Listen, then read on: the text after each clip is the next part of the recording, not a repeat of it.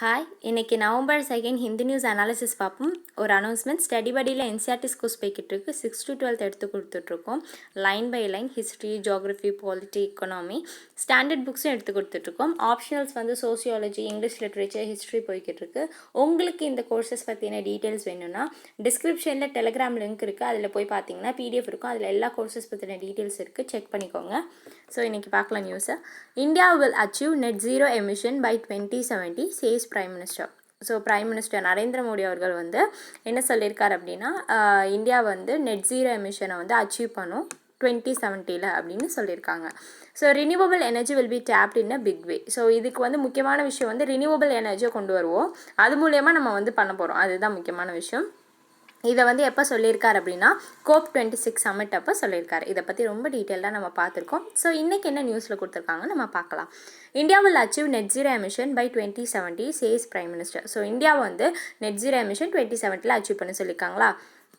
எங்கே நடந்துச்சு அப்படின்னா கிளாஸ்கோவில் நடந்துச்சு, ஸ்காட்லாண்டில் நடந்திருக்கு. ஓகே, ஸோ டீட்டெயில்ஸ் பார்த்தோம் அப்படின்னா until Monday India was the only major emitter that had not committed to a timeline to achieve net zero or a year by which it would ensure its net zero net carbon dioxide emission would be zero. என்னென்னா, so நம்ம வந்து அதை achieve பண்ணணும் time லைனுக்கு நம்ம இன்ன வரைக்கும் commit ஆகலை, அன்டில் மண்டே வரைக்கும். பட் இப்போ நம்ம கமிட் பண்ணியிருக்கோம் 2070 நம்ம வந்து இவ்வளோ வந்து கம்மி பண்ணுவோம் அப்படின்ற மாதிரி சொல்லியிருக்கோம். பை 2030 பார்த்தோம் அப்படின்னா இந்தியா வந்து என்ன பண்ணோம் அப்படின்னா எனர்ஜிலாம் இப்போ நம்ம வந்து ப்ரொடியூஸ் பண்ணுறோம்ல, இப்போ வந்து கோல்னா ஒன்றும் இல்லை, நிலக்கரி மூலமாக நம்ம வந்து எனர்ஜிஸ் ப்ரொடியூஸ் பண்ணுறோம், எலக்ட்ரிசிட்டி ப்ரொடியூஸ் பண்ணுறோம். பட் இப்போ வந்து என்ன பண்ணுவோம் அப்படின்னா 2030 அப்போ பார்த்தீங்கன்னா ரினியூவபிள் சோர்ஸஸ்லேருந்து 50% எனர்ஜி வந்து நம்ம எடுப்போம் அப்படின்னு சொல்லியிருக்காங்க. அப்போ ரினியூவபிள்னா என்ன அப்படின்னா இது நம்மளால் புதுப்பிக்க முடியும்னு அர்த்தம். ஓகேங்களா, ரினியூவபிள்னா அதான் மீனிங். இப்போ எக்ஸாம்பிளுக்கு சொல்லணும்னா சன்லைட் சொல்லலாம். அப்போ அதுலேருந்து சோலார் எனர்ஜி எடுக்கிறோம், நம்ம ஹைட்ரோ எலக்ட்ரிக் எனர்ஜி எடுக்கிறோம், அப்புறம் என்ன விண்டுலேருந்து விண்ட் எனர்ஜி இந்த மாதிரிலாம் எடுத்துருக்கோம்ல, காற்றலை மூலமாக நம்ம வந்து எடுப்போம். இந்த மாதிரி விஷயங்கள் 50% வந்து நம்ம வந்து எனர்ஜி அதுலேருந்து தான் எடுப்போம் அப்படின்னு சொல்லியிருக்காங்க பை 2030. அப்போ நான் ரினியூவபிள் எனர்ஜினா என்னென்னு உங்களுக்கு தெரியணும்ல. அப்படின்னா என்னென்னா, இப்போ கோல், நேச்சுரல் கேஸ் இந்த மாதிரி விஷயங்கள்லாம் பார்த்தீங்கன்னா டக்குன்னு நம்மளுக்கு கிடைச்சிடுறது, அதெல்லாம் மில்லியன் இயர்ஸ் வந்து நம்ம ஆகும். இப்போ நம்ம எல்லாத்தையும் யூஸ் பண்ணால் அது கிடைக்காது இல்லை. ஸோ அதுதான் நான் renewable energy. But renewable energy அப்படி கிடையாது, ரைட். ஸோ நம்ம டெய்லியும் சூரியன் வருது, டெய்லியும் வாட்டர் கிடைக்குது, இந்த மாதிரி விஷயங்கள்லேருந்து கொண்டு வரது தான். ஓகேங்களா, நெக்ஸ்ட் பார்த்தோம் அப்படின்னா இந்தியா ஆல்சோ கமிட்டட் டு நம்மளுக்கு கமிட் ஆகிருக்கும், இந்த மாதிரி ரெடியூஸ் பண்ணுவோம் அப்படின்னு சொல்லிட்டு கமிட் பண்ணியிருக்கோம். ஸோ அதுதான் இப்போ இந்தியாவோட ஆல்சோ இன்ஸ்டால். அது மட்டும் இல்லாமல் 500 GW வந்து நம்ம ஜென்ரேட் பண்ணுவோம் அப்படின்னு சொல்லியிருக்காங்க. பை 2030 என்ன பண்ண போகிறோன்னா இந்த ரினியூவபிள் எனர்ஜி மூலயமா 500 GW வந்து நம்ம வந்து எனர்ஜி வந்து ஜென்ரேட் பண்ண போகிறோம். ஸோ அதனால் இந்தியா வந்து இன்ஸ்டால் பண்ண போகுது சிஸ்டத்தை, ரினியூவபிள் சிஸ்டம்லாம் வந்து இன்ஸ்டால் பண்ண போகுது அப்படின்னு சொல்லியிருக்காங்க. இப்போ carbon neutrality refers to achieving net zero carbon di oxide emission. என்னென்னா நம்ம நிறைய டைம் சொல்லியிருக்கோம். ஸோ கார்பன் நியூட்ராலிட்டி அப்படின்னா ஒன்று கிடையாது, net zero carbon dioxide எமிஷனை வந்து அச்சீவ் பண்ணுறோம்ல, அதை என்னைக்கு நம்ம நெட் ஜீரோ அந்த கார்பன் டை ஆக்சைடு எமிஷனை அச்சீவ் பண்ணுறோம் அதை தான் கார்பன் நியூட்ராலிட்டி அப்படின்னு சொல்கிறாங்க. ஒன்றும் கிடையாது, நம்ம வந்து ஆல்ரெடி சொல்லியிருக்கேன். நெட் ஜீரோனா என்னென்னா emission of CO2, it also include greenhouse gases. Okay, so emission ஆகுதுல, அதுவும் அங்கே வந்து அட்மாஸ்பியரில் அப்சர்வ் ஆகுதுல, இது ரெண்டும் ஈக்குவலாக இருக்குது தான் நெட் ஜீரோ எமிஷன். ஓகேங்களா, ஸோ அதை வந்து நம்ம அச்சீவ் பண்ணணும் அப்படின்றத நம்மளோட எண்ணம். ஸோ அதை தான் பேலன்ஸ் பண்ணணும் அப்படின்றதா பண்ண போகிறோம். ஓகேங்களா, ஸோ இதில் முக்கியமாக என்னென்னா நம்ம வந்து ஹியூமன் மேடாக அனுப்புகிறோம்ல இந்த க்ரீன் ஹவுஸ் கேஸஸ், அதெல்லாம் ரிமூவ் பண்ணணும். அதுதான் முக்கியமான நம்மளோட குறிக்கோளாக இருக்குது. ஏன்னா நம்ம அதிகமான அளவுக்கு வந்து அனுப்புகிறோம், அதுதான் முக்கியமான விஷயம். ஒரு குறிப்பிட்ட அளவுக்கு அனுப்பினோன்னா it will be balance, absorb ஆகிறது பேலன்ஸ் ஆகிடும். பட் நம்ம வந்து ரொம்ப அதிகமாக அனுப்புறதுனால தான் நம்மளுக்கு குளோபல் வார்மிங் வருது. ஓகேங்களா, இப்போ என்ன அப்படின்னு குளோபல் வார்மிங்லாம் ஒன்றும் இல்லை, குளோப் வந்து ரொம்ப சூடாகிறது தான் குளோபல் வார்மிங். ஓகே, ஸோ ஏன் இது பார்த்தோம் அப்படின்னா national interest due to vulnerability. நம்மளுக்கே தெரியும் இப்போ வந்து நிறைய டிசாஸ்டர்ஸ்லாம் நடந்துக்கிட்டு இருக்கு, நேச்சுரல் டிசாஸ்டர்ஸ் லைக் ஃப்ளட், இந்த மாதிரி விஷயங்கள்லாம் நடக்குதுல்ல. இப்போ முக்கியமாக எக்ஸாம்பிளுக்கு நான் சொல்லணும்னா இந்தியா எடுத்துக்கோங்க. இந்தியா வந்து நம்ம வந்து எப்படி சொல்கிறேன், நேச்சுரல் பேரியர் வச்சுருக்கோம். அப்படின்னா என்ன, ஹிமாலயன் இமயமலைகள்லாம் இருக்குது இல்லை, அது வந்து ஒரு நமக்கு வந்து ஒரு நேச்சுரல் பேரியர்னு சொல்லுவாங்க. ஏன்னா அந்த சைட்லேருந்து ஒரு கோல்டு விண்ட்லாம் வரும், அதுலேருந்து நம்மளை வந்து காப்பாற்றுது. நம்மளோட மான்சூனுக்கு ஒரு முக்கியமான ஃபீச்சராக இந்த ஹிமாலயன் மவுண்டெயின்ஸ் வந்து ரொம்ப முக்கியத்துவமாக இருக்குது. ஓகேங்களா, அது மட்டுமா அப்படின்னா கிடையாது. மான்சூன்னா ஒன்றும் இல்லை, இந்த மலைகள் இந்த இதுதான் மான்சூன் சொல்கிறது. ஸோ அது மட்டும் இல்லாமல் அங்கேருந்து பார்த்தீங்கன்னா அதுலேருந்து தண்ணிலாம் வருதுல்ல, அதை வந்து நம்பி அந்த சைடு இருக்கவங்க வந்து குடிக்கிற தண்ணிக்கு அதை நம்பி தான் இருக்காங்க. சரிங்களா? இப்போ சரி குளோபல் வார்மிங் ஆகுதுன்னு வச்சுக்கோங்களேன், அந்த ஐஸ் கட்டிலாம் இருக்குல்ல அது எல்லாமே உருகி போயிடும். ஓகேங்களா? உருகும் போது என்ன நடக்குது அப்படின்னா அந்த ஓஷன் சீலாம் இருக்குதுல்ல அதோட லெவல் வந்து அதிகமாகுமா? அப்போ அதிகமாகும் போது அந்த ஏரியாவில் இருக்க மக்கள்லாம் இருப்பாங்கல்ல, ஸோ தாழ்வான பகுதிகளில் இருக்காங்க, அப்போ அந்த தண்ணி வந்து அவங்கள அடிச்சுட்டு ஃப்ளட்டு வரும். அப்போ அங்கே வந்து எவ்வளோ விஷயங்கள் நடக்கும். அவங்களும் ஹியூமனும் பாதிக்கப்படுவாங்க, அங்கே இருக்க அக்வாட்டிக் அனிமல்ஸ் பாதிக்கப்படும். ஸோ இந்த மாதிரி பல விஷயங்கள் இருக்குது. ட்ரிங்கிங் வாட்டரை நம்பி இருக்கவங்க இப்போ ட்ரிங்கிங் வாட்டர் கிடைக்காம போகும். இந்த மாதிரி நிறைய விஷயங்கள் வந்து இதுக்கு இருக்குது. ஸோ இதுதான் சொல்கிறாங்க national interest due to vulnerability. இதனால தான் இந்த மாதிரி நம்ம விஷயங்கள் எடுக்கிறோம். பார்த்துக்கோங்க, ஒரு சின்ன விஷயம் எப்படி வந்து அஃபெக்ட் ஆகுது அப்படின்றது. ஓகே, ஸோ இன்ஃப்ளூயன்ஸ் அஸ் த ரைசிங் பவர் அப்படின்னு பார்த்தீங்கன்னா நம்ம வந்து இந்தியா எப்பயுமே என்ன நடக்கும் அப்படின்னா ஸ்ட்ராங்காக இருக்கணும். குளோபலாக பார்க்கும்போது நம்மளோட இன்ஃப்ளூயன்ஸ் வந்து கொஞ்சம் அதிகமாக இருக்கணும் அப்படின்னு நினப்பாங்க, நல்லா ஸ்ட்ராங்காக இருக்கணும் அப்படின்னு நினப்பாங்க. எல்லோரும் அது தானே நினப்பாங்க. ஸோ தன்னோட நாடு கொஞ்சம் ஸ்ட்ராங்கர் இன்ஃப்ளூயன்ஸாக இருக்கணும் ஓவர் த இன்டர்நேஷ்னல் அப்படின்னு நினைக்கும் போது இந்தியாவும் அந்த மாதிரி பவரை ரைஸ் பண்ணணும்னு நினைக்கிறாங்க. அதை தான் ஒன்று. Track on international diplomacy, India's reluctant to commit to net zero. இப்போ நம்ம வந்து என்ன பண்ணியிருக்கோம் அப்படின்னா நெட் ஜீரோ வந்து கொண்டு வருவோம்னு கமிட் ஆகிருக்கோம்ல. இப்போ 2030 இப்படி வருவோம், 2070 இப்படி ஆகும்னு சொல்லியிருக்கோம்ல. ஸோ அப்படி பார்க்கும்போது இது வந்து ரொம்ப முக்கியத்துவமாக இருக்குது. இன்டர்நேஷ்னல் லெவலில் பார்க்கும்போது இது வந்து ஒரு முக்கியத்துவமாக இருக்குதுன்னு சொல்கிறாங்க. அது மட்டும் இல்லாமல் இந்த மாதிரி கிளைமேட் ஆக்ஷன்ஸ்க்கு கன்சர்ன் பண்ணுறாங்க. மொத்தம் வந்து குரூப் ஆஃப் 77ன்னு சொல்கிறாங்க. ஓகேங்களா? நம்ம வந்து இந்த மாதிரி நெட் ஜீரோக்கெலாம் நம்ம வந்து வாக்கு கொடுத்து இந்த மாதிரி பண்ணுறோன்னு சொல்கிறோம்ல, அப்படி பண்ணுறது நாட் யூஎஸோட ரிலேஷன்ஷிப்க்கு மட்டும் கீ ஃபேக்டராக இல்லை, அண்ட் ஆல்சோ நம்மளோட என்ன கிளைமேட் ஆக்ஷனுக்கு ரொம்ப கன்சர்ன் பண்ணி தான் இந்த விஷயம் இருக்குது அப்படின்னு சொல்கிறாங்க. அது மட்டும் இல்லாமல் இதில் யார் யார் வராங்க, மல்டிலேட்ரல் குரூப்பிங்லாம் இருக்காங்க, யூஎன், ஏஷியன், ஏபெக், இவங்க எல்லாருமே இதில் இருக்காங்க அப்படின்னு சொல்கிறாங்க. Interconnected with economy, there is no longer a trade off between reducing emission and economic growth. என்ன சொல்கிறாங்கன்னா இன்டர் கனெக்டட் ஆகிருக்கு, ஒன்றுக்கு ஒன்று பிணைஞ்சு இருக்குது எக்கனாமியோட அப்படின்ற சொல்கிறாங்க. அது எப்படி அப்படின்னா இதுக்கு எக்ஸாம்பிள் யூகே சொல்கிறாங்க. ஓகேங்களா? யூகே வந்து என்ன பண்ணியிருக்காங்க அப்படின்னா 1990 அந்த வருஷத்துலேருந்து நீங்கள் பார்த்தீங்கன்னா 70% அவங்களோட பொருளாதாரத்தை அதிகப்படுத்தியிருக்காங்க. ஓகேங்களா? எக்கானமியை அதிகப்படுத்தியிருக்காங்க. அதே பக்கம் இன்னொரு பக்கம் என்ன பண்ணியிருக்காங்கன்னா 40% எமிஷனை ரெடியூஸ் பண்ணியிருக்காங்க. ஸோ ரெண்டையும் அவங்க வந்து கம்பைன் பண்ணி செஞ்சுருக்காங்க அப்படின்றது. அந்த மாதிரி செய்கிறதுக்காக தான் இந்த மாதிரி விஷயங்கள்லாம் பண்ணுறாங்க. ஓகேங்களா? ஸோ அதவளை தான். அடுத்து cannot impose blanket ban on all firecrackers say supreme court. இப்போ வந்து என்னென்னா கொஞ்ச நாள் முன்னாடி நம்ம பார்த்துருப்போம், சுப்ரீம் கோர்ட் வந்து இந்த ஃபயர் கிராக்கர்ஸில் வந்து ரொம்ப இந்த டாக்ஸிக் சப்ஸ்டன்ஸில் யூஸ் பண்ணுறதா அந்த மாதிரி விஷயங்கள்லாம் சொல்லியிருந்தேன்ல. ஸோ அதை பற்றி டீட்டெயில்டாக பார்க்கலாம். ஏன்னா வந்து கல்கத்தா கோர்ட் வந்து ரெஸ்ட்ரிக்ஷன் கொடுத்துருந்தாங்க, இந்த மாதிரி சப்ளை இந்த மாதிரி பண்ணுறதெல்லாம் வந்து ரெஸ்ட்ரிக்ட் பண்ணியிருந்தாங்க. ஸோ அதை பற்றி என்ன அப்படின்னு டீட்டெயிலாக பார்க்கலாம். இப்போ அது வந்து சுப்ரீம் கோர்ட்டுக்கு அந்த நியூஸ் போயிருக்கு. ஓகேங்களா? ஸோ அதை எப்படி சொல்கிறது, அது அந்த கேஸ் வந்து போயிருக்கு. ஓகே, நியூஸுன்ட்டு கேஸ் போயிருக்கு. So cannot impose blanket ban all firecrackers says supreme court. Supreme court இதில் என்ன சொல்லியிருக்காங்க நான் சுருக்கமாக சொல்லிடுறேன். நம்ம வந்து என்ன பண்ண முடியாது அப்படின்னா இந்த ஃபயர் கிராக்கர்ஸை பேன் பண்ணக்கூடாது. அப்படின்னா என்ன, தடை செய்ய முடியாது. ஏன்னா வந்து இதை நம்பி பல பேரோட வாழ்வாதாரம் இருக்குது. ஏன்னா எவ்வளோ எம்ப்ளாய்மெண்ட், வேலை வாய்ப்பு எவ்வளோ இருக்குது நமக்கே தெரியும். ஸோ அந்த விஷயம் அவங்களுக்கு பாதிப்பு இருக்கக்கூடாது. ஏன்னா ரைட் டு எம்ப்ளாய்மெண்ட் அப்படின்றது முக்கியம். ஓகேங்களா? ஸோ ஆனால் வந்து என்னென்னா லாஸ்ட்டில் என்ன கன்க்ளூட் பண்ணியிருப்பாங்க அப்படின்னா right to life is very much important than the right to எம்ப்ளாய்மெண்ட்னு கன்க்ளூட் பண்ணியிருக்காங்க. அப்படின்னா ஏன்னா இந்த மாதிரி ஆனால் என்ன பண்ணலான்னா இந்த மாதிரி டாக்ஸிக் சப்ஸ்டன்ஸ்லாம் யூஸ் பண்ணுறாங்களா, அந்த விஷத்தன்மையான பொருட்கள், அதை யூஸ் பண்ணுறதை தடுக்க வேணால் செய்யலாம். ஓகேங்களா? ப்ரிவென்ட் பண்ணலாம். அந்த மாதிரி டாக்ஸிக் சப்ஸ்டன்ஸ் வந்து யூஸ் பண்ணாமல் இருக்கலாம் அப்படின்றத தடை பண்ணலாம் அப்படின்னு மட்டும் சொல்லியிருக்காங்க சுப்ரீம் கோர்ட். ஸோ ஏன்னா வந்து அதனால வந்து ஹியூமன்ஸ் நம்மளாம் அஃபெக்ட் ஆவாங்களோ. ஸோ அப்போ right to life is very much important. Okay, அதை தான் இதெல்லாம் சொல்லியிருக்காங்க. Supreme court set a blanket ban on firecrackers may not be possible but measures நம்ம எடுக்கலாம். அந்த மாதிரி டாக்ஸிக் கெமிக்கல்ஸை வந்து ஃபயர் கிராக்கர்ஸ்னால் ஒன்றும் இல்லை, இந்த வெடிலாம் இருக்குல்ல, வெடியிலே வந்து இந்த மாதிரி விஷத்தன்மையான கெமிக்கல்ஸ் யூஸ் பண்ணுறதை என்ன ப்ரிவென்ட் பண்ணலாம்ப்பா அப்படின்னு சொல்கிறாங்க. ஓகே, டீட்டெயில்ஸ் பார்க்கலாம். This is the second time. இப்போ கொஞ்ச நாள் முன்னாடி பார்த்தோம், அதை தான் இதில் சொல்லியிருக்காங்க. அதில் என்ன சொல்லியிருந்தாங்கன்னா டோட்டலாக ஃபயர் கிராக்கர்ஸை பேன் பண்ணுங்க அப்படின்னு சொல்லியிருந்தாங்க. பட் சுப்ரீம் கோர்ட் அப்படி பண்ண முடியாது அப்படின்றது தான் இதில் விஷயம். ஓகே, ஸோ அக்டோபர் 29 அப்போ சொல்லியிருந்தாங்க கோர்ட் வந்து டோட்டலாக பேன் பண்ணுங்க சொல்லியிருந்தாங்க. Only those firecrackers are banned which are found to be injurious to health and affecting the health of the citizens. So court வந்து என்ன சொல்லியிருந்துச்சு அப்படின்னா, எந்தெந்த ஃபயர் கிராக்கர்ஸ் வந்து மனுஷங்களுக்கு தான் அவங்களோட உள்நிலைக்கு எது வந்து இன்ஜூரியஸாக இருக்கோ, பாதிப்பு கொடுக்குதோ அதெல்லாம் பேன் பண்ணும் அப்படின்னு சொல்லியிருக்காங்க. ஸோ ஆனால் வந்து கல்கத்தா ஹைகோர்ட் என்ன சொல்லிடுச்சு அப்படின்னா, சேல் பண்ணுறது, விற்கிறதாகட்டும், சப்ளை எதுவுமே பண்ணக்கூடாது, வெடிக்கக்கூடாது, இந்த மாதிரி ரொம்ப ரெஸ்ட்ரிக்ஷன்ஸ் போட்டிருந்தாங்க. ஓகேங்களா.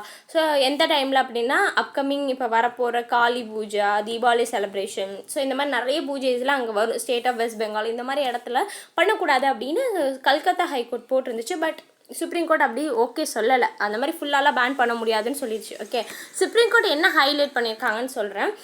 இப்போ பார்த்தீங்கன்னா நமக்கே தெரியும், தமிழ்நாட்டில் வந்து பார்த்தீங்கன்னா தமிழ்நாடே இன்க்ளூட் பண்ணியிருக்காங்க. ஓகேங்களா. ஸோ ஃபயர் கிராக்கர்ஸ் இண்டஸ்ட்ரீஸை வச்சு பேசியிருக்காங்க. என்ன அப்படின்னா கெமிக்கல் அனலைஸ் பண்ணியிருக்காங்க. ஓகேங்களா. அந்த ஃபயர் கிராக்கர்ஸில் கெமிக்கல் அனலைஸ் பண்ணியிருக்காங்க. Finished, semi finished firecrackers and raw மெட்டீரியல்ஸ்லாம் பார்க்கும்போது அதில் வந்து என்னென்னா கெமிக்கல் இருந்திருக்கு. என்னென்னா பேரியம் கண்டென்ட் வந்து இருந்திருக்கு. பேரியம் அப்படின்றது நமக்கு வந்து உடல்நிலைக்கு ரொம்ப கெடுதலான விஷயம். ஓகேங்களா. ஸோ அந்த மாதிரி விஷயங்கள் வந்து பேரியம் எல்லாம் லூஸ் குவான்டிட்டியில் வாங்கியிருக்காங்க. ஓகேங்களா. பர்ச்சேஸ்லாம் வாங்கியிருக்காங்க மார்க்கெட்லேருந்து. அது மட்டும் இல்லாமல் ஃபயர் கிராக்கர்ஸில் பார்த்திங்கன்னா எந்த ஒரு மேனுஃபேக்சர் டேட், எக்ஸ்பைரி டேட் இதெல்லாம் எதுவுமே கொடுக்கல. ஸோ சுப்ரீம் கோர்ட் அதனால தான் சொல்லியிருக்காங்க, ரைட் டு எம்ப்ளாய்மெண்ட் முக்கியம்தான், பட் அதை விட right to life is very much important, அதை விட இது ரொம்ப முக்கியம் அப்படின்னு சொல்லியிருக்காங்க. ஸோ அப்போ வந்து என்ன பண்ணணும், இதை ப்ரிவென்ட் பண்ணணும் அப்படின்னு தான் சொல்லியிருக்காங்க. என்னென்ன கெமிக்கல்ஸ் யூஸ் பண்ணுறாங்க அப்படின்னு நம்ம பார்க்கலாம். அடுத்தது என்னென்ன இன்க்ரீடியன்ட்னு பார்த்தீங்கன்னா, இன்க்ரீடியன்ட்னா என்னென்ன பொருள் அதில் இருக்கும் அப்படின்னு பார்த்தீங்கன்னா ஆக்சிடைசர்ன்றது என்ன அப்படின்னா, இது வந்து ஒன்றும் இல்லை, ஆக்சிஜனை ப்ரொவைட் பண்ணும். அது வந்து பேர்ன்ட் ஆகும்ல, எரியும்ல, அதுக்கு வந்து இந்த ஆக்சிடைசர் வந்து வெரி மச் இம்பார்ட்டன்ட். ஃப்ளூயல் யூஸ் பண்ணுவாங்க. கலரிங் ஏஜென்ட்ஸ்னால் கலர்ஸ்லாம் இப்போ நம்ம வந்து வான வெடிக்கெல்லாம் வெடிக்கிறோம், மேலே போய் கலராக வருதுல, ஒவ்வொரு கலருக்கும் ஒவ்வொரு காம்பவுண்ட் யூஸ் பண்ணுவாங்க, கலரிங் ஏஜென்ட் சொல்லுவாங்க. தென் பைண்டர்னால் இப்போ நீங்கள் ஒரு 4-5 பொருள் போடுறீங்க, எல்லாமே கம்பைன் ஆகணும்ல, அப்போ அதுக்கு பைண்டர் போடுவாங்க. பைண்டர்னால் அப்போ பைண்டிங்னா என்ன, எல்லா பேஜஸையும் பைண்ட் பண்ணுதுன்னு சொல்கிறோம்ல, அது மாதிரி பைண்டருங்கிறது எல்லா கெமிக்கல் காம்பவுண்ட்ஸையும் சேர்க்கறதுக்கு பேர் பைண்டர்னு சொல்லுவாங்க. ஸோ அதெல்லாம் இதில் யூஸ் பண்ணுறாங்க. என்னென்னு பார்க்கலாம். கலர் ப்ரொடியூசர்ஸ் பாருங்கள் என்னென்ன அப்படின்னு பார்த்தீங்கன்னா, ஸ்ட்ரான்டியம், எஸ்ஆர்னா ஸ்ட்ரான்டியம், அப்புறம் பேரியம், சியூனா காப்பர், சிஏனா கால்சியம், என்ஏனா சோடியம், எம்ஜினா மெக்னீஷியம், இந்த மாதிரி கலர் ப்ரொடியூசர்ஸ்லாம் யூஸ் பண்ணுறாங்க. So metal compounds which produce an intense colour, ரொம்ப வந்து நம்மளுக்கு தெரியும் எவ்வளோ பியூட்டிஃபுல்லான கலர்ஸ்லாம் வந்து வெடிக்கும் போது வரும், அதாவது அதில் சொல்லியிருக்காங்க. நெக்ஸ்ட் பார்த்தீங்கன்னா ஃப்ளூயல் என்ன அப்படின்னா கன் பவுடர் காம்போசிஷன்ஸ்லாம் யூஸ் பண்ணுவாங்க, கன் பவுடருக்கு யூஸ் பண்ணுற காம்போசிஷன். ஸோ அப்படி பார்த்தீங்கன்னா பொட்டாசியம் நைட்ரேட் 75% யூஸ் பண்ணுறாங்க. சார்கோல்னால் ஒன்றும் இல்லை, இந்த கறிக்கொட்டை இருக்குல்ல, நம்ம வந்து எப்படி சொல்கிறது, மரத்தெல்லாம் வந்து எரிச்சோன்னா கறிக்கொட்டை கிடைக்குதுல, அது வந்தால் சார்கோல் 15%, அப்புறம் சல்ஃபர் வந்து 10%, இதெல்லாம் தான் அதுக்கு யூஸ் பண்ணுறாங்க. சரிங்களா. இது வந்து allows firework to burn ஆகிறதுக்கு முக்கியமான விஷயமா இருக்குது அப்படின்னு சொல்கிறாங்க. தென் ஆக்சிடைசர் நான் சொன்னேன்ல, ஸோ ஆக்சிடைசருங்கும் போது அதில் கண்டிப்பாக என்ன இருக்கும், ஆக்சிஜன் இருக்கும். அப்போ NO3 அப்படிங்கும்போது ஆக்சிஜன் இருக்குது, அதிலலாம் இருக்கும், ஓங்கிறது முக்கியமாக இருக்கும். ஸோ நைட்ரேட், அப்புறம் வந்து குளோரேட், அப்புறம் வந்து பெர்கோலேட், இந்த மாதிரி விஷயங்கள்லாம் இருக்கும் அப்படின்னு சொல்கிறாங்க. இதுதான் வந்து அந்த ஃப்ளூயல். இப்போ இந்த ஃப்ளூயல் சொல்கிறோம்ல, இதுதானே ஃப்ளூயல், இது வந்து எரியறதுக்கு ஆக்சிஜனை கொடுக்குறது இந்த ஆக்சிடைசர் தான். ஓகேங்களா. Next is binder. அப்படி பாருங்கள், டெக்ஸ்ட்ரின், இது வந்து காமன் பைண்டர் வந்து டெக்ஸ்ட்ரின், வெரி இம்பார்ட்டன்ட். ஸோ இந்த டெக்ஸ்ட்ரின்றது பைண்டரா ஆக்சிடைசர் இந்த மாதிரி சிம்பிளாக கேட்பாங்க. அப்போ வந்து dextrin is a common binder, சேர்க்கறது தான் இதோட வேலை. ஸோ அப்படின்றத நீங்கள் வந்து புரிஞ்சுக்கணும். நெக்ஸ்ட் பார்க்கலாம், க்ரீன் கிராக்கர்ஸ்னால் என்ன அப்படின்னு நம்ம பார்க்கலாம். சுப்ரீம் கோர்ட் வந்து 2 கேட்டகரியாக சொல்லியிருக்காங்க. என்னென்னு பார்க்கலாம். இம்ப்ரூவ்டு கிராக்கர்ஸ், இன்னொன்று க்ரீன் கிராக்கர்ஸ்னு 2 விஷயம் சொல்லியிருக்காங்க. இம்ப்ரூவ்டு கிராக்கர்ஸ் அப்படின்னா என்னென்னா, இந்த மாதிரி ஃபில்லர் மெட்டீரியல்ஸ்லாம் யூஸ் பண்ணுறாங்க, அதை வந்து யூஸ் பண்ணுறதை அவாய்ட் பண்ணலாம் அப்படின்றத இம்ப்ரூவ்டு கிராக்கர்ஸ். இது என்னத்தை ரெடியூஸ் பண்ணோம்னா PM எமிஷனை வந்து ரெடியூஸ் பண்ணோம் அப்படின்னு சொல்லியிருக்காங்க. ஸோ அப்படின்னா ஒன்றும் கிடையாது. இப்போ வந்து ஏரில் வந்து எவ்வளோ வந்து சாலிட் லிக்விட் மாலிகுல் இருக்குது அப்படின்றத கண்டுபிடிக்கிறது தான் இந்த பிஎம்னு சொல்லுவாங்க. அந்த பிஎம் எமிஷன் வந்து கம்மி பண்ணணும், 15-20% கம்மி பண்ணுறதுக்காக தான் இதை வந்து இம்ப்ரூவ்ட் கிராக்கர்ஸ் யூஸ் பண்ணுறாங்க. அதே போல் அந்த கறிக்கொட்டை யூஸ் பண்ணுறாங்கன்னு சொன்னேன்ல, யூசேஜ் ஆஃப் சார்கோல் வந்து லிமிட்டேஷனாக இப்போ வந்து 10% தான் யூஸ் பண்ணணும்னு இந்த பீஸோன்றது சொல்லியிருந்துச்சுன்னா எவ்வளோ ப்ரெஸ்கிரைப் பண்ணியிருக்காங்களோ அந்த அளவுக்கு தான் சார்கோலையும் யூஸ் பண்ணணும். ஸோ அப்படி யூஸ் பண்ணும்போது அதை இம்ப்ரூவ்டு கிராக்கர்ஸ்னு சொல்கிறாங்க. ஓகேங்களா, இம்ப்ரூவ் ஆன வெடிகள் அப்படின்றது தான் மீனிங். ஓகேங்களா, ஸோ வந்து அப்போ பீஸோன்னு என்னென்னா petroleum and explosive safety organisation. So அந்த சேஃப்டியை பற்றி அவங்க சொல்கிறாங்க, இவ்வளோ தான் யூஸ் பண்ணணும் நீங்கள் அப்படின்னு. அதன்படி நம்ம யூஸ் பண்ணோன்னா அது இம்ப்ரூவ்டு கிராக்கர்ஸ். சரி, க்ரீன் கிராக்கர்ஸ்னால் என்னென்னா இது வந்து சேஃப் வாட்டர் அண்ட் ஏர் ஸ்ப்ரிங்க்லர்ஸ்னு சொல்கிறாங்க. அது மட்டும் இல்லாமல் சவுண்டு கம்மியாக தான் வரும், லைட்டும் கம்மியாக தான் இருக்கும். ஸோ இதுவும் வந்து அந்த ரிடக்ஷன் பண்ணுது. இது வந்து பார்த்திங்கன்னா அதை விட 30-35% வந்து ரிடக்ஷன் பண்ணுது. Reduction in NO2 okay and SO2 due to in situ water generation acting as dust suppressant. ஒன்றும் கிடையாது, ரொம்ப நீங்கள் யோசிக்க வேணாம். இப்போ வந்து நிறைய புகை கிளம்புனுச்சுன்னா கண்டிப்பாக பொல்யூஷன் ஆகும்ல. ஸோ அதெல்லாம் ரெடியூஸ் பண்ணுறதுக்கு இது முக்கியமாக இருக்குது. ஓகேங்களா, ஸோ அப்போ வந்து ரெடியூஸ் பண்ணுறது ஏன் அப்படின்னா, ஏன் இதை ரெடியூஸ் பண்ணோம் அப்படின்னா, டெல்லியிலலாம் உங்களுக்கே தெரியும் எவ்வளோ வந்து ஏர் குவாலிட்டி மோசமாக இருக்குது அப்படின்னு நம்மளுக்கே தெரியும். ஸ்டபிள் பர்னிங் ஆகட்டும், அதே போல் ஏர் பொல்யூஷன், முக்கியமாக வந்து ஸ்டபிள் பர்னிங். ஏன்னா வந்து நெய்பரிங் கண்ட்ரிஸ் பஞ்சாப் ஹரியானாலலாம் இந்த வந்து எரிய விட்றாங்கல்ல சக்கிங்கெலாம், அதெல்லாம் இல்லை. ஓகேங்களா, கரும்பு சக்கை இந்த மாதிரி விஷயங்கள்லாம் எரிய விட்றனால ஸ்டபிள் பர்னிங், அதனால் ஏர் குவாலிட்டி போயிடுது. ஆஃப்டர் தட் பார்த்திங்கன்னா நிறைய வண்டிகள், உங்களுக்கே தெரியும் அது மெயின் சிட்டி. ஸோ வந்து கண்டிப்பாக வந்து கேபிட்டலுங்கும்போது அது எவ்வளோ பெரிய சிட்டியாக இருக்கும். ஸோ அங்கே வந்து நிறைய வண்டிங்க போகிறனால அது ஒன்று, இதெல்லாமே சேர்ந்து அங்கே வந்து ஏர் குவாலிட்டி மோசமாக இருக்குது. ஸோ அப்படிப்பட்ட இடத்துல இவ்வளோ வெடிகள் வெடித்தா இதுவும் மோசமாயிடும்.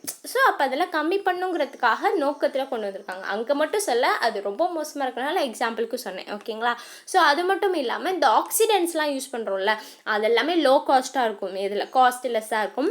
ஸோ அதை தான் இதில் சொல்லியிருக்காங்க.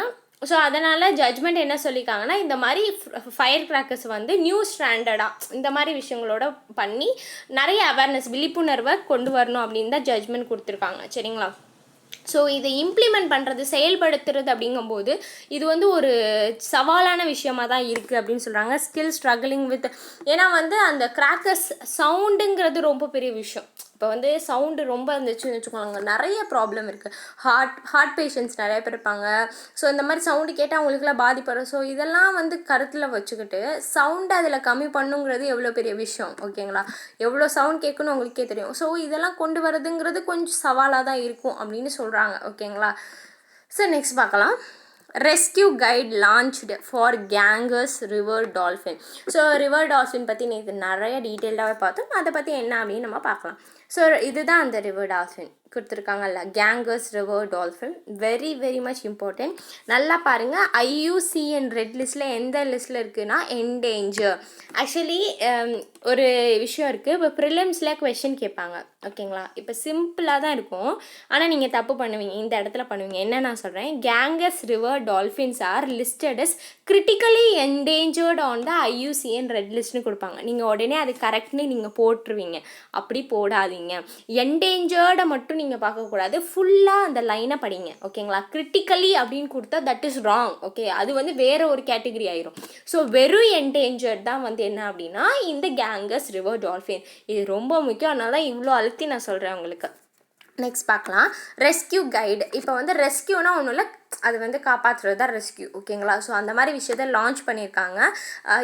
எதுக்குன்னா இந்த கேங்கர்ஸ் ரிவர் டால்ஃபின். அதை எந்த மினிஸ்ட்ரி பண்ணியிருக்காங்கங்கிறது ரொம்ப முக்கியம்.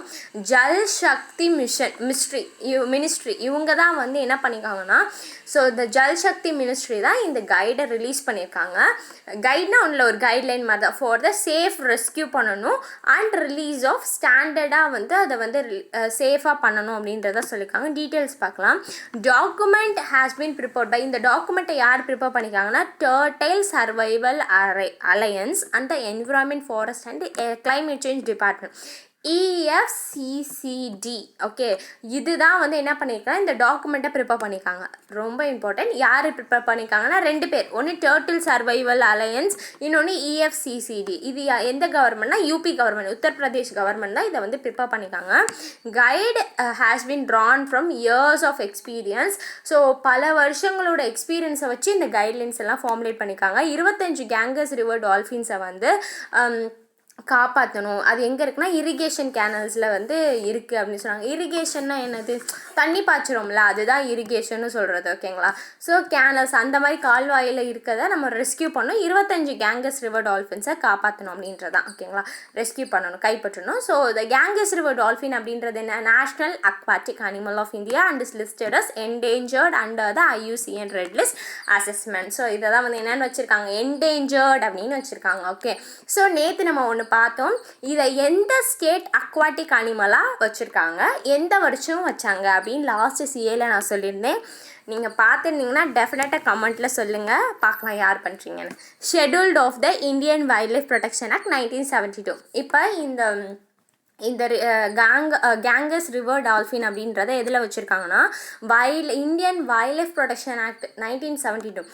ரொம்ப important. Wildlife protection act 1972. இது ஜஸ்ட்டு சிம்பிளாக உங்களுக்கு தோணும், அந்த இயர்வே வந்து உங்களுக்கு குழம்பிடு. போயிட்டு நீங்கள் மேட்ச்சில் ஃபாலோயிங்கில் கேட்டிருப்பாங்க 1973 72 அப்படின்ற கன்ஃபியூஷன் வரும். Very much important. அதை நீங்கள் நல்லா பார்த்துக்கோங்க. சிம்பிளாக தான் இருக்கும், பட் வெரி இம்பார்ட்டன்ட்.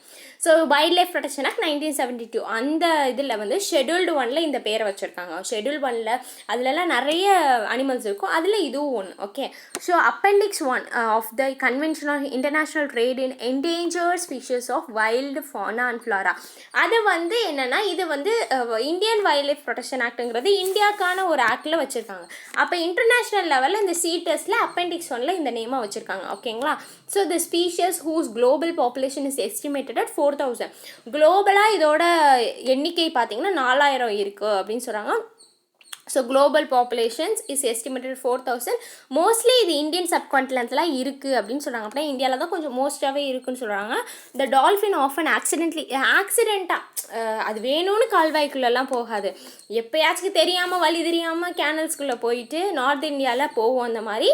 அதான் இதில் முக்கியமான விஷயம் என்னென்னா, இப்போ வந்து கால்வாய் வந்து சொல்லியிருக்காங்களா அகைன்ஸ்ட் த கிரேடியன்ட்னா ஒன்றும் கிடையாது. இப்போ கால்வாய் வந்து இப்படி கீழ்வாராக இருந்தால் அது வரத்துக்கு ஈஸியாக இருக்குது. இப்போ கொஞ்சம் மேடாக இருந்துச்சுன்னு வச்சுக்கோங்க, அதால் ஏற முடியாது. இந்த டால்ஃபினால் மேல் நோக்கி அந்த மாதிரி போக முடியாது. இதால் கொஞ்சம் கீழ் அந்த மாதிரி சர்க்கிளாக இருக்கும்ல, ஸோ இந்த மாதிரி தான் போக முடியும். அந்த மாதிரி தான். ஓகேங்களா. Best practice on crowd control dolphin capture from canals and handling transfer and transport and release or part of the guide. இந்த கைடோட முக்கியமான வேலை என்ன அப்படின்னா, கைட்னா ஒருத்தவங்க. ஓகேங்களா. ஸோ அது அவங்களோட என்ன வேலை, இவங்களுக்குன்னு ஒரு சில பல கைட்லைன்ஸும் கொடுத்துருப்பாங்க. இவங்களோட வேலை என்ன அப்படின்னா, அந்த க்ரௌடு கண்ட்ரோலில் ப்ராக்டிஸ், அதில் எப்படி பண்ணணும், அதை எப்படி கேப்சர் பண்ணணும், அதை எப்படி ஹேண்டில் பண்ணணும், எப்படி வந்து ஒரு இடத்துல இன்னொரு இடத்துக்கு கொண்டு போகணும், இந்த மாதிரி விஷயங்கள் தான் அவங்களோட வேலை. இது எங்கெங்கே இருக்குது அப்படின்னா கேங்கஸ், பிரம்மபுத்திரா, அப்புறம் மேகனா அங்கெல்லாம் இருக்கும். அண்டு கர்ணப்புலி, சங்கு ரிவர் சிஸ்டம் ஆஃப் நேபாள் இந்த இடத்துல இருக்கும். இந்தியா அண்ட் பங்களாதேஷ் அந்த இடத்துல. அப்புறம் கேங்கஸ் ரிவர் டால்ஃபின் அப்படி தான். என்னென்னா இதுக்கு சயின்டிஃபிக் நேம் என்ன சொன்னேன், பிளான்டினிஸ்தா கேஞ்சட்டிகா. சாரி, இது ஏதோ மிஸ்டேக்காக இருக்குது, இன்னொரு பேர் வரும், நான் என்னென்னு பார்த்தவங்க சொல்கிறேன். லாஸ்ட் CAல சொல்லியிருந்தேன்ல. So it's the global priority and is also and indicator of healthy aquatic system. ஓகேங்களா. இது ஒரு என்னென்னா, இது வந்து குளோபலி பார்த்திங்கன்னா இதுக்கு ஒரு முக்கியத்துவம் ப்ரையாரிட்டி இருக்குது. ஓகேங்களா. அது மட்டும் இல்லாமல் ஹெல்தி அக்வாட்டிக் சிஸ்டம், ஒரு அக்வாட்டிக் சிஸ்டம்னால் ஒன்றும் இல்லை, இந்த கடல்லலாம் இருக்குதுல்ல அந்த சிஸ்டம் அக்வாட்டிக் ஹெல்தி, அது வந்து ஒரு ஹெல்தியாக இருக்குது. இதுவும் ஒரு முக்கியமான விஷயம். அந்த இடத்துல ஹெல்த்தியாக இருக்குது அப்படின்னு சொல்லலாம். இது இருக்க இடமெல்லாம் அக்வாட்டிக் சிஸ்டம் நல்லா இருக்குது அப்படின்னு சொல்லலாம். சயின்டிஃபிக் நேம் பார்த்தீங்க அப்படின்னா பிளான்டினிஸ்தா கேஞ்சட்டிகா, இதுதான் அதோடது. ஆக்சுவலாக அங்கே ரெண்டு டைம் அங்கே ரெப்ளிகேட் ஆகிருக்கும். Sorry for that. So the Ganges river dolphin was officially discovered in 1801 வந்து இதை டிஸ்கவர் பண்ணியிருக்காங்க. இப்போ 1801 டிஸ்கவர் பண்ணியிருக்காங்க. கேங்கஸ் ரிவர் டால்ஃபின்ஸ் வந்து எங்கே இருக்குது அப்படின்னு நான் சொன்ன முன்னாடி, கேங்கஸ் ரிவர் அப்படின்றது live in fresh water. Very important. என்ன பண்ணுவாங்கன்னா ப்ரிலிம்ஸில் ஜஸ்ட் அது marine water, sorry it is in saline வாட்டர்னு கொடுத்துடலாம். அப்படின்னா உப்பு தண்ணியில் இருக்கும்னு கேட்பாங்க, இல்லைன்னா பிராக்கிஷ் வாட்டர்னு கேட்பாங்க. ஸோ நீங்கள் வந்து கரெக்டாக இருக்கணும். இட் இஸ் ஒன்லி எங்கே இருக்குன்னா ஃப்ரெஷ் வாட்டரில் தான் இருக்கும். அது மட்டும் இல்லாமல் இதுக்கு கண்ணு தெரியாது. ஸோ அந்த அல்ட்ராசோனிக் சவுண்ட்ஸ் அது வரும்ல, அது மூலமாக தான் இப்போ ஜங் ஜங் இப்படி வந்து வைக்கிறோன்னா அந்த சவுண்ட் வருது பாருங்கள். ஸோ அந்த சவுண்ட்ஸை வச்சு அது ஒரு இடத்துலேருந்து போகுமா. இப்போ ஃபிஷ் எல்லாம் பவுன்ஸ் ஆகுதுல, மேலே மேலே குதிச்சு அந்த சவுண்ட்ஸை வச்சு அது அதோட இரையை வந்து தேடும் அப்படின்றது அதில் சொல்லியிருக்காங்க. ஸோ அது வந்து என்ன பண்ணுன்னா மைண்டில் வந்து ஒரு இமேஜை வந்து அதாவே இது பண்ணி அதை சூஸுன்னு சொல்கிறாங்க. ஓகேங்களா, அது போய் அதை கேப்சர் பண்ணி சாப்பிடும். இதோட பாப்புலேஷன் வந்து பார்த்திங்கன்னா 1200லேருந்து 1800 வரைக்கும் இருக்கும். இதோட முக்கியத்துவம் அப்படின்னு பார்க்கும்போது it is the reliable indicator of the health of the entire river ecosystem. So முழுசாக இருக்க ரிவர் எக்கோசிஸ்டம் இருக்குல்ல, அதுக்கு ஒரு இம்பார்ட்டண்ட் சொன்னேன்ல இண்டிகேட்டர், ஒரு அந்த எக்கோசிஸ்டம் நல்லா இருக்குது அப்படின்னா அந்த இடத்துல அது இருக்கும் அப்படின்றத நம்மளால் புரிஞ்சுக்க முடியும். It was recognise as the national aquatic animal. இதை வந்து நேஷ்னல் அக்வாட்டிக் அனிமல்னு 2009 கவர்மெண்ட் ஆஃப் இந்தியா ரெகக்னைஸ் பண்ணியிருக்காங்க. ஓகே, அக்வாட்டிக் நேஷ்னல் அக்வாட்டிக் அனிமலாக பண்ணியிருக்காங்க 2009. ஓகே, நெக்ஸ்ட் பார்க்கலாம். October manufacturing activity quickens job losers persist PMI பார்க்கலாம். PMIனா ஒன்றும் இல்லை, purchasing manager index. Okay, so இது வந்து பார்த்தீங்க அப்படின்னா இது வந்து யார் பண்ணுறா அப்படின்னு இது வந்து 4th month in a row in October as reflected by the IHS Markets Purchasing Managers Index. So இந்த சர்வேயில் என்ன தெரிஞ்சிருக்கு அப்படின்னு பார்த்தீங்கன்னா இந்த PMI அப்படின்றது பார்க்கும்போது அதிகமாக இருக்குது. செப்டம்பரை கம்பேர் பண்ணும்போது இது அதிகமாக இருக்குது அப்படின்னு சொல்கிறாங்க. 55.9 இப்போ இருக்குது. போன மாதம் பார்த்தீங்கன்னா 53.7, which means செப்டம்பரில் வந்து 53.7 இருந்துச்சு. ஓகேங்களா, ஸோ அப்போ அது வந்து எவ்வளோ பாயிண்ட்ஸ் அதிகமாக இருக்குன்னு பாருங்கள். அதை தான் இதில் சொல்கிறாங்க. ஓகேங்களா, இந்த PMIயை பற்றி பார்ப்போம். ஸோ மேனுஃபேக்சரிங் ஜாப், இப்போ மேனுஃபேக்சர்னால் ஒன்றும் இல்லை, உற்பத்தி செய்கிறாங்கல்ல. இப்போ வந்து ஒரு காரை உற்பத்தி, எக்ஸாம்பிளுக்கு சொல்கிறேன். ஸோ ஒரு கார் உற்பத்தி செய்கிறது, ஒரு பைக்கு உற்பத்தி செய்கிறது. ஸோ இந்த மேனுஃபேக்சரிங் ஜாப்ஸ் எல்லாம் இருக்குதுல்ல, ஸோ இதெல்லாமே இது வந்து கொஞ்சம் வந்து எப்படி இருக்குன்னா ஸ்ட்ராங்கஸ்ட் இம்ப்ரூவ்மெண்ட் இருக்குது அப்படின்னு சொல்கிறாங்க. ஓகேங்களா, அதுதான் இதில் சொல்லியிருக்காங்க. Overall new order grew at the fastest pace. So men compare to முன்னாடி கம்பேர் பண்ணும்போது இது கொஞ்சம் ஃபாஸ்டஸ்ட்டாக இருக்குது அப்படின்னு சொல்கிறாங்க. ஸோ PMIனா என்ன அப்படின்னு பார்க்கலாம். It is the survey based measure. இது வந்து ஒரு சர்வே பண்ணுற மாதிரி தான். Respondent about changes in their perception about key business variables as compared with the previous month. என்னென்னா ஒன்றும் இல்லை, இப்போ பிஸ்னஸ் எப்படி போய்கிட்டுருக்கு, ஃப்யூச்சரில் எப்படி, ஸோ அது மாதிரி ஃப்யூச்சரில் எப்படி பிஸ்னஸ் இருக்கணும் அப்படின்றத இது பண்ணுறதுக்காக தான் இந்த PMI அப்படின்றது. ஓகேங்களா, it is calculated separately for manufacturing manufacture பண்ணுறாங்களா அதுக்குன்னு தனியாக செப்பரேட்டாக கால்குலேட் பண்ணுவாங்க. ஓகேங்களா, கணக்கெடுப்பாங்க. அதுக்கப்புறம் சர்வீஸ் செக்டர்ஸ் அதுக்குன்னு தனியாக பண்ணுவாங்க. ஓகேங்களா, தென் காம்போசிட் இண்டெக்ஸ் அந்த மாதிரி தான் இந்த இண்டெக்ஸை வந்து பண்ணி ரிலீஸ் பண்ணுறாங்க. ஓகே, ஸோ இந்த PMI அப்படின்றது என்னென்னா is the number from 0 to 100. எப்படி வச்சுப்பாங்கன்னா இந்த PMI இதை பொறுத்த வரைக்கும் 0லேருந்து 100 வரைக்கும் ஒரு நம்பர். ஸோ 50 above 50 ரெப்ரசன்ட் பண்ணால் நம்மளோட எப்படி இருக்குன்னா எக்ஸ்பேண்ட் ஆகிக்கிட்டு இருக்கு, அதான் நல்லா போய்கிட்டு இருக்கு அப்படின்னு அர்த்தம். இதே 50 அப்படின்னா அதுக்கு கீழே இருந்துச்சு அப்படின்னா கான்ட்ரடிக்ஷன். ஸோ வந்து மேனுஃபேக்சரிங் சரியாக போகலை, அப்படியே குறுகிட்டு இருக்கு அப்படின்னு அர்த்தம். ரீடிங் இப்போ இதே 50ல் இருந்துச்சு அப்படின்னா எந்த ஒரு சேஞ்சும் ஆகலை அப்படின்றத இண்டிகேட் பண்ணும். ஓகேங்களா, if the PMI of the previous month is higher than the PMI of the current month it represent that the இப்போ வந்து என்னென்னா இந்த மாதத்தில் வந்து 50ன்னு வச்சுக்கோங்க, போன மாதம் வந்து பார்த்திங்கன்னா 51. ஓகேங்களா, அப்போ நம்ம என்ன ஆகிக்கிட்டு இருக்கோம், இந்த அப்போ கம்மியாயிருக்கு அப்படின்றத இண்டிகேட் பண்ணோம் அப்படின்றத இதில் சொல்லியிருக்காங்க. PMI அப்படின்றது யூஸ்வலி வந்து எப்போனா வந்து ஒவ்வொரு மாதத்தோட ஸ்டார்ட்லேயே வந்து ரிலீஸ் பண்ணுவாங்க. தேர்ஃபோர் அப்போ தான் வந்து எக்கனாமிக் ஆக்டிவிட்டி வந்து எப்படி வந்து குட் லீடிங்காக போகுதா இல்லையா அப்படின்றத இண்டிகேட் பண்ணும். நமக்கு நல்லபடியாக போய்கிட்டு இருக்கு, நல்லபடியாக போகலை அப்படின்னு இண்டிகேட் பண்ணுறதுக்கு இந்த இண்டெக்ஸ் வெரி மச் இம்பார்ட்டண்ட்டாக இருக்குது.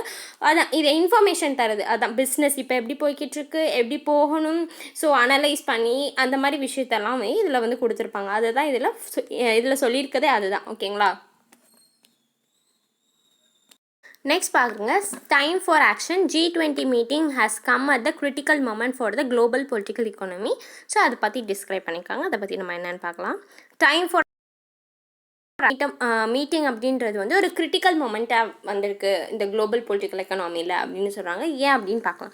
G20 சமிட் அப்படின்றது பார்த்திங்கன்னா 2 நாள் நடந்திருக்கு. வாஸ் கன்க்ளூடட் ஆன் October 31, 2021 முடிஞ்சிருக்கு. இந்த சமிட்டில் ரோம் டிக்ளரேஷன் அப்படின்னு ஒரு விஷயத்தை அடாப்ட் பண்ணியிருக்காங்க. எப்படி கொஸ்டின் கேட்பாங்க அப்படின்னா, ரோம் டிக்ளரேஷன் ப்ரிலிம்ஸில் நான் சொல்கிறேன், Rome declaration was adopted during COP26 இப்படி கேட்டாங்கன்னா it is wrong. So Rome declaration எப்போ அடாப்ட் பண்ணாங்க? G20 சமிட்டில் தான் அடாப்ட் பண்ணாங்க. இது மாதிரி தான் கொஷின்ஸ் இருக்கும். ஓகேங்களா? ஸோ நீங்கள் வந்து எப்படி கொஷின்ஸ் உருவாக்குவாங்க நீங்களே வந்து யோசிச்சிங்கன்னா அந்த தப்பை வந்து ஃப்யூச்சரில் நீங்கள் செய்ய மாட்டீங்க. ஸோ அதனால தான் இப்படி நான் உங்களுக்கு சொல்கிறது. ஸோ அப்போ ரோம் டிக்ளரேஷன் G20 சமிட்டில் தான் வந்து அடாப்ட் பண்ணாங்க, ஸோ எடுத்துக்கிட்டாங்க அப்படின்றது தான். So prime minister Narendra Modi அந்த சமிட்டில் பேசியிருக்கார். ஓகேங்களா? இந்த சமிட்டில் அவங்க பற்றி குளோபல் இம்பார்ட்டன்ஸ் லைக் COVID-19 பேண்டமிக்கு எப்படி வந்து ஃபைட் பண்ணலாம் அப்படின்ற விஷயம், ஹெல்த் இன்ஃப்ராஸ்ட்ரக்சர். நான் வந்து சொல்லியிருந்தேன் கோவிட் டைமில் இன்ஃப்ராஸ்ட்ரக்சர் ரொம்ப மோசமாக இருந்தனால அதை எப்படி இம்ப்ரூவ் பண்ணுறது, எக்கனாமிக் கோஆப்ரேஷன்ஸ் எப்படி வந்து ஸ்ட்ரென்தன் பண்ணலாம், அப்புறம் ஃபர்தரிங் எப்படி இன்னோவேஷன்ஸ் டெக்னாலஜி இந்த மாதிரி விஷயங்களை பற்றி G20 பேசியிருக்காங்க. தி also adapted the Rome டிக்ளரேஷனே adapt பண்ணியிருக்காங்க அண்டர் த ஹெல்த் செக்ஷன் கம்யூனிக் இவங்களுக்கு கீழே பண்ணியிருக்காங்க. இட் இஸ் வெரி இது வந்து ரொம்ப ஸ்ட்ராங் மெசேஜ் கொடுத்துருக்காங்க. கண்ட்ரிஸ் அக்ரி, அதே போல் கண்ட்ரிஸும் அக்ரி பண்ணிக்காங்க COVID-19 இம்யூனைசேஷன் அப்படின்றது குளோபல் பப்ளிக் குட்டாக இருக்கும் அப்படின்னு சொல்லிட்டு அதையும் வந்து எல்லாரும் அக்ரி பண்ணியிருக்காங்க. இந்த சமிட் அப்போ கண்ட்ரிஸ் எல்லாருமே இந்த WHO-வையும் என்ன பண்ணியிருக்காங்க, அக்ரி பண்ணியிருக்காங்க. வில் ஸ்ட்ரென்தன் இந்த மாதிரி எமர்ஜென்சி டைமில் வந்து COVID-19 வேக்சினை வந்து நிறைய கொண்டு வராங்களா, அதெல்லாம் வந்து ஓகே பண்ணணும், ஆத்தரைசேஷன் பண்ணணும் அப்படின்றதுனா அதை வந்து ஸ்ட்ரென்தன் பண்ணணும் அப்படிங்கிறதுக்காக WHO-வையும் அக்ரி பண்ணியிருக்காங்க கண்ட்ரிஸ். அதை தான் சொல்லுங்கள். Main focus of the session was on மெயினாக இந்த G20 என்னத்தை பற்றி ஃபோக்கஸ் பண்ணியிருக்காங்க, எனர்ஜி அண்ட் கிளைமேட் பற்றி தான் மெயினாக பேசியிருக்காங்க. இதெல்லாம் ஒவ்வொரு ஏரியாவை பற்றி கொஞ்சம் கொஞ்சம் பேசியிருக்காங்க. Several development countries call for safeguarding the எல்லாரும் டெவலப்பிங் வேர்ல்டை வந்து இன்ட்ரெஸ்ட்டை சேஃப்கார்ட் பண்ணுங்கிறதுக்காக எல்லாரும் பேசியிருக்காங்க. ரோம் டிக்ளரேஷன் அப்படின்றது என்னன்னா 16 மியூச்சுவல் அக்ரீடு பிரின்சிபிள்ஸை வச்சிருக்கு. விச் எய்ம்ஸ் என்னன்னா ஹெல்த் கிரைசிஸை வந்து ஃபியூச்சராக வர ஹெல்த் கிரைசிஸ் வரும்ல அதை வந்து ப்ரிவென்ட் பண்ணணும், அதே போல் சேஃபர் ஈக்விட்டபிள் அண்ட் சஸ்டைனபிள் வேர்ல்டை வந்து நம்ம உருவாக்கணும் அப்படிங்கிறதுக்காக இந்த ரோம் டிக்ளரேஷன் கொண்டு வந்திருக்காங்க. இதில் முக்கியமானது என்ன அப்படின்னா 16 mutual agreed principle is very important. How many அப்படிங்கும்போது 16. ஓகேங்களா? அது என்ன அப்படின்னு பார்த்தீங்க அப்படின்னா மல்டிலேட்ரல் ஹெல்த் ஆர்கிடெக்சரை வந்து என்ஹான்ஸ் பண்ணணும் அப்படிங்கிறதுக்காக கொண்டு வந்திருக்காங்க. டிடெக்ஷன், ரெஸ்பான்ஸ், ப்ரிவென்ஷன், ப்ரிப்பேர்ட்னஸ் இந்த மாதிரி விஷயங்கள்லாம் பண்ணணும், கண்டுபிடிக்கணும், ரெஸ்பான்ஸ் பண்ணணும். அது மட்டும் இல்லாமல் ப்ரிவென்ஷன்னா வந்து முன்னாடியே ப்ரிவென்ட் பண்ணணும், ப்ரிப்பேர் பண்ணிக்கணும் நம்மளே அப்படின்றதுக்காக இதை கொண்டு வந்திருக்காங்க. அது மட்டும் இல்லை, வேறு என்ன பிரின்சிபல்ஸ் அப்படின்னு பார்த்தீங்க அப்படின்னா ஒன் ஹெல்த் அப்ரோச் இந்த மாதிரி விஷயங்களை வந்து இம்ப்ளிமெண்ட் பண்ணணும் அப்படின்றத மானிட்டர் செய்யணும். ஒர்க்கிங் அப்படின்ற போது வேலை செய்கிறது எப்படி இருக்குன்னா கண்காணிக்கணும், அதை வந்து எப்படின்னா இம்ப்ளிமெண்ட் பண்ணணும், மல்டி செக்டாராக அதை வந்து பண்ணணும் அப்படின்ட்டு இருக்காங்க. ஸோ நெக்ஸ்ட் பார்த்தீங்க அப்படின்னா வந்து fostering all of society and health in all policies இந்த மாதிரி விஷயங்களில் நம்ம ஃபோக்கஸ் பண்ணணும்.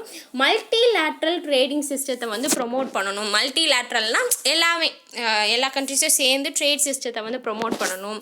அதே போல் அஃபோர்டபுள், நம்ம காசு கொடுத்து நம்மளால் வந்து ஒரு விஷயத்தை வந்து ஹெல்த்துக்காக காசு கொடுத்து எடுத்துக்கிறது மாதிரி. ஓகேங்களா? அந்த மாதிரி அஃபோர்டபுள், ஈக்குவிட்டபிள், குளோபல் அக்சஸ் இருக்கணும், ஹை குவாலிட்டி லெவலில் சேஃபாக இருக்கணும். இந்த மாதிரி விஷயத்தை எனேபிள் பண்ணிக்காங்க. Supporting low and middle income countries, அந்த மாதிரி சில கண்ட்ரீஸ்க்கெலாம் வந்து லோ இன்கம் இருக்கும், மிடில் இன்கம், அந்த மாதிரி கண்ட்ரீஸுக்கு நம்ம சப்போர்ட் பண்ணலாம் பில்ட் பண்ணுறதுக்கு, அவங்க டெக்னாலஜிக்கு, அவங்களுக்கு வேக்சின் கொடுக்க, இந்த மாதிரி விஷயத்துக்கு ஹெல்ப் பண்ணணும். Focus on data sharing. So இப்போ வந்து டேட்டாவெல்லாம் நிறைய இது இப்போ வந்து யுனைடெட் நேஷன்ஸ்லாம் வந்து நம்ம இந்தியா டேட்டாலாம் நிறைய ஷேர் பண்ணுவாங்கல்ல. ஸோ இந்த மாதிரி விஷயங்களை ஷேர் பண்ணலாம். கெப்பாசிட்டி பில்டிங், வாலண்டரி டெக்னாலஜிஸை கொண்டு வரலாம், லைசன்சிங் அக்ரிமெண்ட், இந்த மாதிரி விஷயங்களில் ஃபோக்கஸ் பண்ணணும் அப்படின்றது இதோட முக்கியமான விஷயம். Enhancing support existing preparedness and அதே தான் சொல்லியிருக்காங்க. அதே போல் worldwide health care workforce கொண்டு வரணும். அது மட்டும் இல்லாமல் அடிக்குவேட் ரிசோர்ஸஸ், ட்ரைனிங், இப்போ ட்ரைனிங் கொடுக்கலாம் ஸ்டாஃப்ஸுங்களுக்கு. ட்ரைனிங் கொடுக்குறதுனால ஏன்னா நமக்கு வந்து ஸ்டாஃப்லேயுமே வந்து அவ்வளோ பேர் இல்லை. ஓகேங்களா? ஸோ போதுமான அளவு இல்லாதனால ஸ்டாஃபில் இன்வெஸ்ட்மெண்ட் பண்ணலாம். Investment for developing and improving operable early warning surveillance information and trigger system. அப்படின்னா இதில் வந்து என்ன பண்ணலான்னா சர்வைலன்ஸ்னால் ஒன்றும் இல்லை, கண்காணிக்கிறது, முன்னாடியே வந்து வார்னிங்கில் வந்து கண்காணிக்கணும் அப்படிங்கிறதுக்காக வந்து இன்வெஸ்ட் பண்ணலாம். இன்வெஸ்ட்னா ஒன்றும் இல்லை, பணத்தை இன்வெஸ்ட் பண்ணுறது. Domestic, international and multilateral cooperation for the purpose of research, development and innovation. இதில் வந்து காசை செலவு பண்ணலாம். டொமஸ்டிக் லெவல்னால் அவங்க ஏரியாவில், இன்டர்நேஷ்னல் லெவல்லாம் நிறைய கண்ட்ரீஸோட. ஸோ இந்த மாதிரி பண்ணலாம். Increasing effectiveness of preparedness and response measures by extending support and promoting meaningful and inclusive dialogue. So அப்படின்னா என்ன அப்படின்னா, ப்ரிப்பேர் பண்ணுறதுல வந்து எஃபெக்டிவாக பண்ணணும், ரெஸ்பான்ஸ் மெஷர்ஸுமே வந்து எடுக்கணும் அப்படின்றத சொல்லியிருக்காங்க.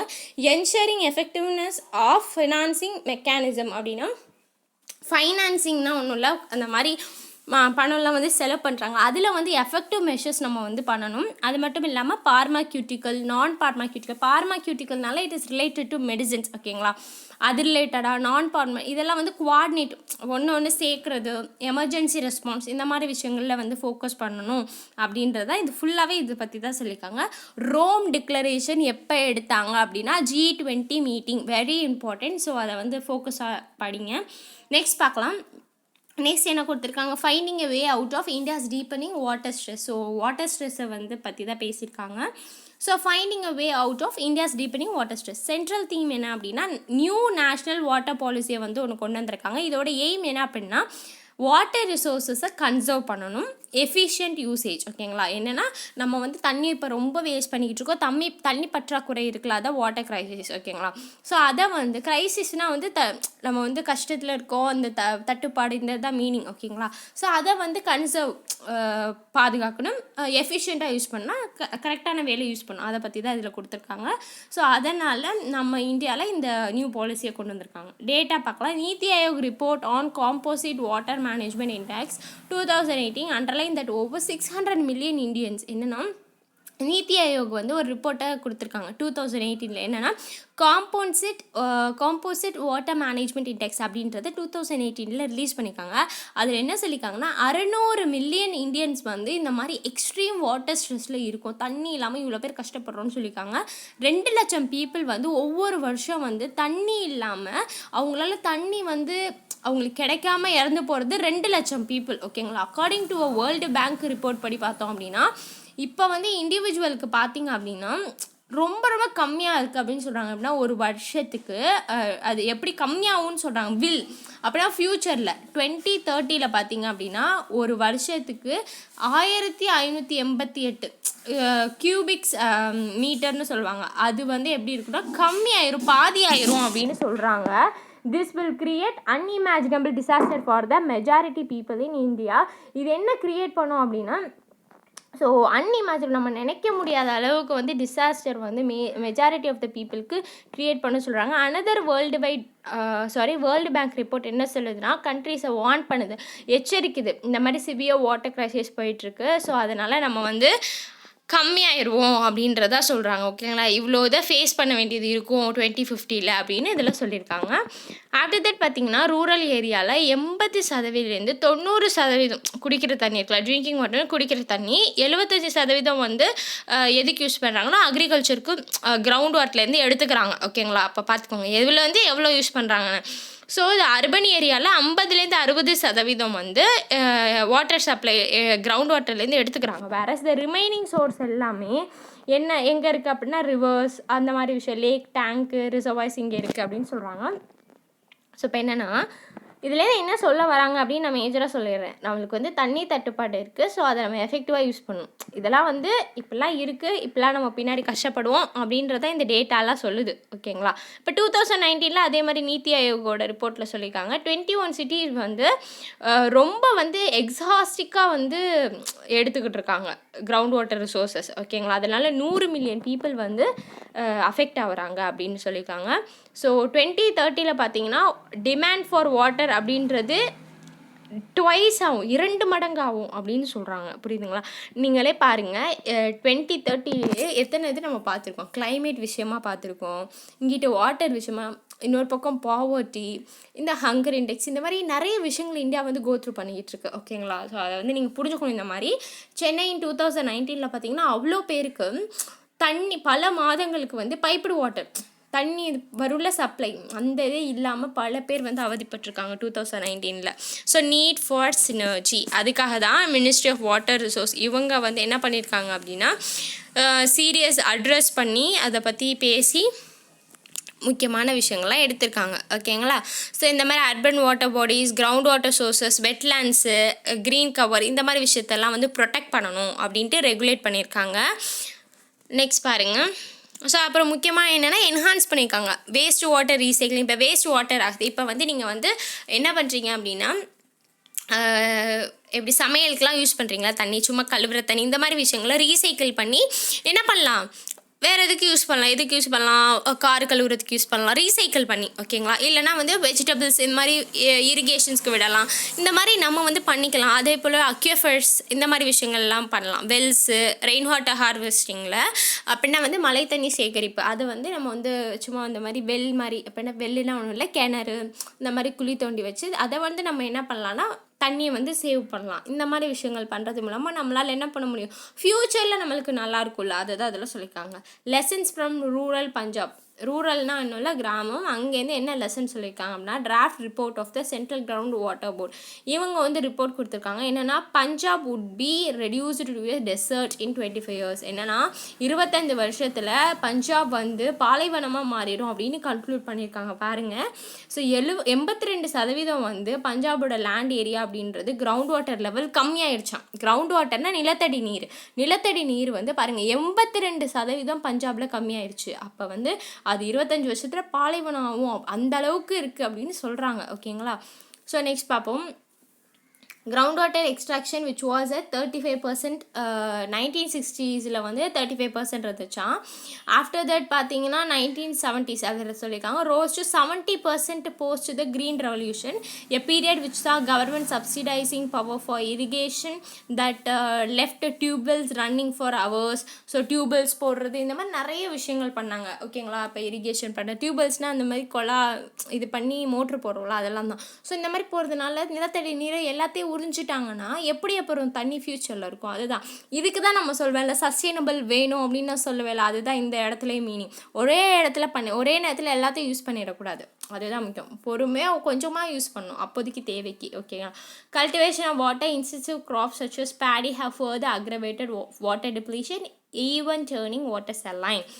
So immediate measures to be இப்போ என்னென்னா கிரவுண்ட் வாட்டரை ரீப்ளனிஷ் பண்ணணும். ஓகேங்க? ரீப்ளனிஷ்னால் என்ன அப்படின்னா மறுபடியும் அதை வந்து எப்படி சொல்கிறது, மறுபடியும் அது வந்து கசிஞ்சு வரும்ல, ஒவ்வொரு டைம் எடுத்தால் தான் அது வந்து வரும். அந்த மாதிரி விஷயத்துக்கு நம்ம வந்து ஸ்டெப்ஸ் எடுக்கணும் அப்படின்னு சொல்கிறாங்க. ஓகேங்களா? So ground water management approach இருக்கணும் அப்படின்னு சொல்கிறாங்க. Okay. So aquifer recharging, so water budgeting, so community involvement. அப்படின்னா ஒருத்தவங்க மட்டும் நினச்சா போதுமா, குரூப் ஆஃப் பீப்புள் நினச்சா தான் இதை வந்து அச்சீவ் பண்ண முடியாது. அதான் சொல்கிறாங்க protecting ரிசோர்ஸஸ்னால் minister of Jal Shakti அப்படின்றது பார்த்தோன்னா லாஸ்ட் இயரில் என்ன அனௌன்ஸ் பண்ணியிருக்காங்கன்னா வாட்டர் கனெக்ஷன்ஸை வந்து ஹவுஸ்ஹோல்டுக்கு வந்து இந்தியாவில் கொடுக்கணும். எவ்ரி ஹவுஸ்ஹோல்டுக்கும் 2024 அதுக்குள்ளே நம்ம வந்து எல்லாத்தையும் ப்ரொவைட் பண்ணணும் water connection to every household. Okay. So நல்லா கவனிங்க, ஜல் சக்தி. ஓகேங்களா? இது வந்து ரொம்ப ரொம்ப ரொம்ப முக்கியம். ஸோ இந்த ஜல் சக்தி மினிஸ்ட்ரி வந்து அப்படின்றது தான் வந்து இந்த வாட்டர் கனெக்ஷன் அப்படின்ற ஒரு விஷயத்தை கொடுத்துருக்காங்க. ரொம்ப முக்கியம் இது. In a view of the ongoing erosion of the water resource and then ever increasing demand. என்னென்னா ஒரு பக்கம் வாட்டர் ரிசோர்ஸஸ் கம்மியாகிட்டு இருக்கு, இன்னொரு பக்கம் பார்த்திங்கன்னா டிமாண்டு அதுவும் போய்கிட்டு இருக்கு. ஸோ அப்போ நம்ம வந்து கண்டிப்பாக ஸ்டெப்ஸ் எடுக்க வேண்டியது நம்மளோட வேலை. Instead of aiming should be towards protecting and conserve. ரெண்டுமே இருக்கணும். ஒன்று வந்து ப்ரொடெக்டும் பண்ணணும், இன்னொன்று கன்சர்வும் பண்ணணும். ஓகேங்களா? ஸோ அதுதான் அதில் சொல்லியிருக்காங்க. யூசேஜ் ஆஃப் எஃபிஷியன்சி அப்படின்றது ரொம்ப ரொம்ப முக்கியம் அப்படின்னு சொல்லியிருக்காங்க. தேங்க்யூ.